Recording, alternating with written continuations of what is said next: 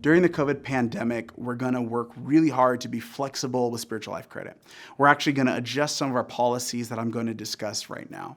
But what it's going to require from you and from all of us is to just be flexible, to roll with it. We're going to figure it out as things develop, and we promise we'll make it easy and manageable.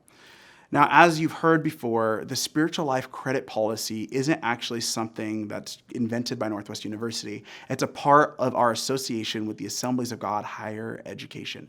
And so, being an Assemblies of God university means that we are required by the Assemblies of God Higher Education to have some sort of chapel policy that equals to about 3 chapels per week. So, because most weeks of the semester, most semesters have 15 weeks in the semester, if you multiply that times 3 chapels a week, that gets us to roughly about 35 credits. That's where 35 credits comes from. Now, during this COVID season, we're starting to adjust that by dropping 1 chapel. So our plan as of now is to start this COVID time with 25 spiritual life credits per semester. The reason why is because we're dropping chapels by 1. So what's going to happen this semester is that on Mondays, instead of gathering in the chapel, we're offering a devotional.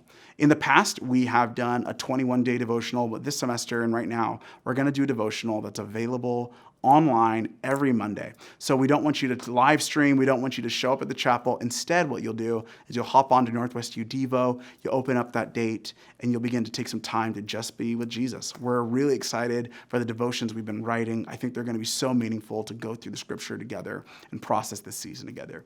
Then on Wednesdays and Fridays, we'll have chapel. You can, live stream chapel from your mobile device from Northwest U Devo, or we'll have about 50 spots, a little bit less than that, available in the chapel for people to come and enjoy both chapels in person, which will be awesome. You'll be in masks, 6 feet apart, but hey, we'll be together a little bit and getting to worship God and open up the scripture together. If you're interested in being in Chapel Live, you just go online and you can save your spot for any chapel service. You can see how many spots are available, and that will hold your seat so that way we know how many people are coming, and then everyone else is able to just join in chapel online, live streamed. What that means then again is that they'll be offered 25 credits required for spiritual life this semester as of now, and we'll be flexible and we'll adjust as the semester goes on. Now, in the past, we've also offered spiritual life credit adjustments. So if you had different cases or scenarios where that number needed to be reduced, that's available. Those adjustments are still available, except one of them. In the past, we have given an adjustment for students who live off campus and do not have class before 1:30 p.m. Because we'll be live streaming, we'll be removing that option for an adjustment. So whether you're living on campus or you're living off campus, all students will be required to still participate in 25 spiritual life credits. So there won't be an adjustment available for that anymore. This semester, though, we still plan on having dozens. I think we counted, and there's over 60 different spiritual life credit opportunities already.